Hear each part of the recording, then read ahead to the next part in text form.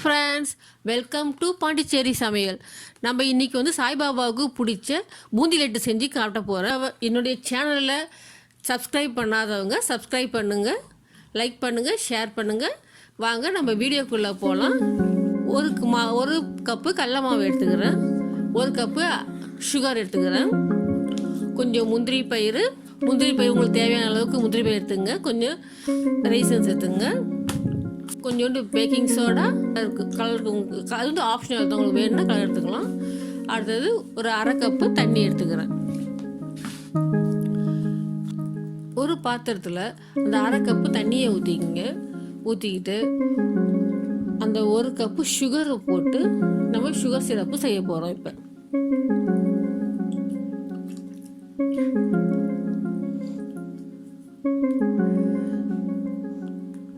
Sugar நல்லா syrup வரட்டும், அதுக்குள்ளே வெயிட் பண்ணுவோம்.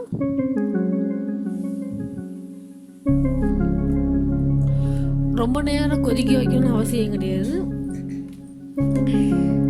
ஒரு கம்பி பதம் வர அளவுக்கு சுகரை வந்து சிரப்பு ரெடி பண்ணணும். பாருங்க, இந்த அளவுக்கு, இந்த கம்பி பதம் இந்த அளவுக்கு இருந்தால் போதும்.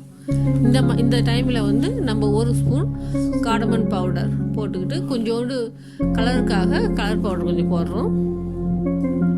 அடுப்பை ஆஃப் பண்ணிடலாம். அடுத்தது மாவு தயாரிச்சிக்கலாம். பூந்திக்காக அந்த ஒரு கப்பு கடல மாவை போட்டுக்கிறேன். அதில் கொஞ்சோண்டு அரிசி மாவு போடுறேன், ஒரு அரை ஸ்பூன் அரிசி மாவு போட்டுக்கிறேன். ஏன்னா வந்து அந்த கிறிஸ்பியாக நல்லாயிருக்கும், சாப்பிட்றதுக்கு நல்லாயிருக்கும். அதனால வந்து அந்த மாதிரி அரை ஸ்பூன் அரிசி மாவு போட்டுக்கிறேன். மிக்ஸ் பண்ணிக்குவோம். கொஞ்சம் கொஞ்சமாக தண்ணியை ஊற்றி மிக்ஸ் பண்ணிக்கிட்டே வருவோம்.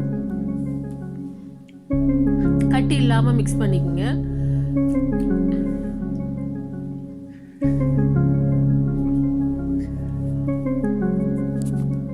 மாவு வந்து இந்த பதத்துக்கு வர அளவுக்கு வந்துருந்தால் போதும்.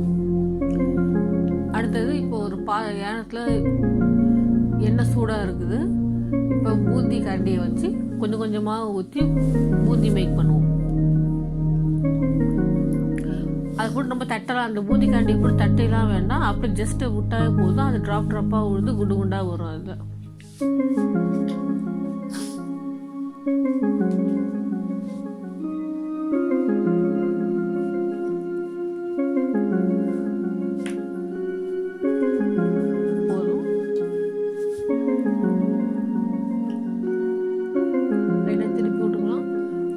ரொம்ப நேரம் வேக வேண்டாம், அரை வேக்காடு வெந்தால் போதும்.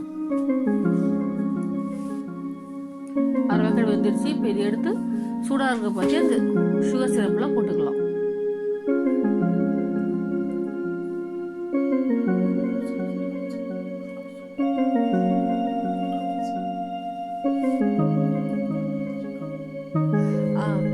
இப்போ வந்து நம்ம கிண்டி விட்டுவோம். அந்த சூடாக போட பார்த்து அந்த சுகர் சிரப் வந்து அப்படியே அப்சர்வ் பண்ணிக்கும். அதனால தான் அடுத்தது வந்து நெக்ஸ்ட்டு ஈடு வந்து ரெடி பண்ணிக்கலாம். நெக்ஸ்ட்டு பூந்தியை போட்டுக்கலாம். அது வரைக்கும் அது வந்து ஊறிக்கிட்டு இருக்கட்டும் அந்த பூந்தி.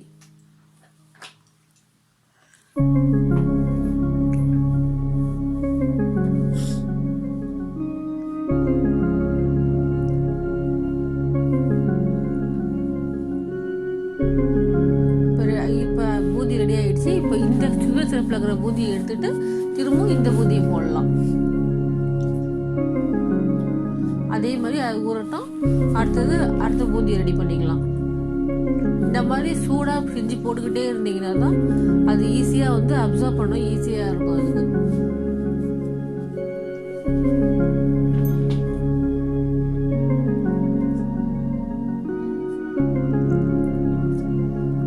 ஒரு பாத்திரத்தில் நெய்யை சூடாக்கி அதில் முந்திரி பயிறு,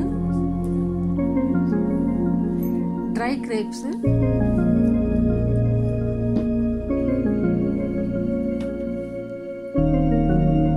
போட்டு வறுத்து அந்த இதில் கொட்டிக்கலாம். நம்ம ரெடி பண்ணி வச்சுட்டு பூந்தியில் கொட்டிக்குவோம்.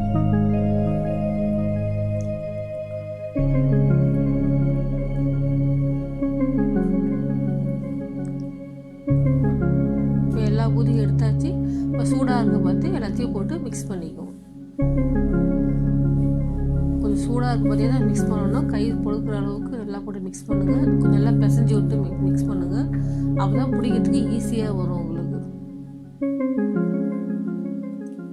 ரொம்ப ட்ரை ஆகுதுன்னு ஃபீல் பண்ணிங்கன்னா இன்னும் கொஞ்சம் சுகர் சிரப் ரெடி பண்ணி லட்டு பிடிங்க, ஈஸியாக வந்துடும் உங்களுக்கு. அப்போ நல்லா டைட்டாக பிடிங்க.